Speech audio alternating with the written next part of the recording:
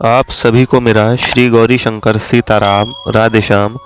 श्री गौरी शंकर दरबार में मैं सुयश अग्रवाल आप सभी का स्वागत करता हूँ। सभी को प्रणाम, नमस्कार और प्रेम भरे हृदय से वंदन। तो देखिए, इस वीडियो का विषय है कि संत कैसे मिलते हैं, यानी कि हमारा संतों से मिलन किस प्रकार संभव होगा। अब इस बात पर कई सारे प्रश्न हैं कि भाई हम क्यों मिलें, या संत हमसे आकर के क्यों मिलें, मिलना क्यों है, क्या कारण है, हमें तो नहीं मिलना है, ऐसे ही रह लेते हैं। कई सारी बातें हैं, मतलब संत कैसे मिलते हैं, इस पर ये खुद ही एक प्रश्न है पहली बात तो। फिर इसमें से भी प्रश्न निकल जाते हैं कि मिलना ही क्यों है, जो हम मिलवाने का कुछ प्रयास करें। तो देखो, मैंने एक शायद पहले वीडियो बनाई थी, मैं आई बटन पर लगा दूंगा ढूंढ करके, अभी 2-3 दिन ही हुए हैं, जिसका नाम था सत्संग ही भक्ति का द्वार है। मुझे याद है शायद यही नाम था। तो अब देखिए, मनुष्य जो है उसका जो कल्याण होगा, मतलब जब उसको आनंद मिलेगा वो मिलेगा भगवान की भक्ति से। और भगवान की भक्ति किस प्रकार मिलेगी, वो मिलेगी सत्संग से, जैसा कि नाम ही बता रहा है विषय का कि सत्संग ही भक्ति का द्वार है। अब सत्संग से भक्ति मिलेगी, भक्ति से सभी कुछ मिलेगा, मतलब भक्ति ही उद्देश्य है एक मनुष्य जीवन का। वो बात छोड़ो, खैर वो अलग विषय है, अभी हम इस टॉपिक पर बात करते हैं। तो मेन बात आई सत्संग। अब सत्संग यानी कि संतों का संग, सत्य का संग, इसी का नाम है सत्संग। अब भक्ति के लिए सत्संग चाहिए और सत्संग के लिए संत चाहिए। अब भाई, जब संत ही नहीं होंगे तो उनका संग कैसे होगा। सत्संग का मतलब यही तो है, संतों का संग। अब जब संत ही नहीं है तो हम क्या अपने आप ही खुद ही थोड़ी कहते रहेंगे कि हम संत हैं या हमें सत्संग मिल गया। नहीं, ऐसा नहीं होता। सत्संग के लिए आसपास हमारे भक्त, भगवान के संत होने चाहिए, तभी जब मिल करके अपना भगवान की लीला गुणों का, नाम का जप होता है, कीर्तन होता है, उसी को एक प्रकार से सत्संग कहते हैं। तो सत्संग के लिए जब संत चाहिए तो फिर वही प्रश्न आ गया कि संत कैसे मिलते हैं। तो वही मैं बात आपको इस वीडियो में बताऊंगा।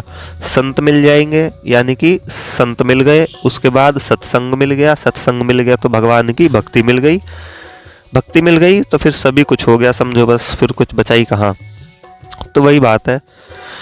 तो अब देखिए, सबसे पहली बात तो ये है संतों के मिलने की, मतलब मिलने की क्या, वो तो जैसे सभी को पता ही है। अब देखो भाई, इसमें बुरा मानने की बात नहीं है, हमें मेहनत तो खुद को कुछ करनी पड़ेगी शुरुआत में। अब हम आराम से अपना घर पे बैठे और बैठे बैठे कोई संत आकर के हमसे ये तो कहेगा नहीं कि भैया हाँ मैं संत हूँ, चलो मेरा संग करो। तो ये तो देखो पॉसिबल है नहीं, आपको भी पता है। शुरुआत में तो खुद ही मेहनत करनी पड़ती है, चाहे वो ऐसा आध्यात्मिक मार्ग हो या कुछ और संसारिकता में ही, मान लो कोई बिजनेस शुरू करो, आप कहीं जॉब करो या कुछ भी करो, स्टूडेंट हो तो पढ़ाई में भी मेहनत चाहिए होती है। तो वही बात है, तो शुरुआत में तो खुद ही मेहनत करनी पड़ती है। अब देखो, सबसे पहली बात तो हर समय अपने अंदर भगवान की स्मृति बनाए रखो, यानी कि भगवान की याद। मन में यही विचार रखो कि इस संसार में कोई भी सार नहीं है, एक सार सर्वोत्तम, सर्वोच्च, सबसे ऊंचा जो है वो है भगवान का भजन। तो हमें इस संसार में जो कुछ भी पाना है वो पाना है तो सिर्फ एकमात्र चीज, उसका नाम है भगवान का भजन। अब देखो, इसमें जितना रस है ना, उतना संसार की किसी भी चीज में नहीं है, किसी भी वस्तु में नहीं है, किसी भी व्यक्ति में नहीं है, किसी भी मिठाई में नहीं है। आप सोचो मिठाई बहुत मीठी लगती है, बड़ी रस आ रहा है इसमें, तो ये गलत बात है। अब आप देखो क्या होता है, मैं उदाहरण के तौर पर बताऊं कि आपको मिठाई कोई सी बहुत अच्छी लगती है, मानो पेड़ा मान लो, आप उसको 1 बार खाओगे, 2 बार खाओगे, 3 बार, 5 बार, 10 बार खा लोगे, लेकिन हाँ एक समय के बाद आप कह दोगे कि नहीं, अब मुझे उल्टी आ रही है भैया, अब मैं नहीं खा सकता। तो भाई, जिस रस को आप लगातार ले ही नहीं पा रहे तो वो मीठा कैसे हुआ, ये बताओ। उसमें रस कहाँ हुआ। रस तो उसे कहते हैं ना जो जिससे आदमी का मन ना भरे।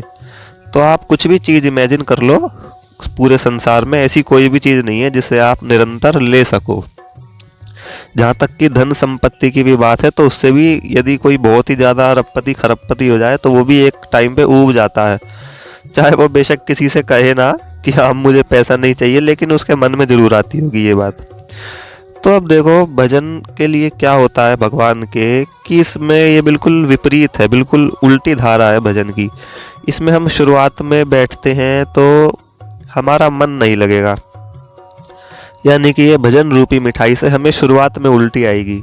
उल्टी से मेरा आशय है कि हमारा मन नहीं लगेगा।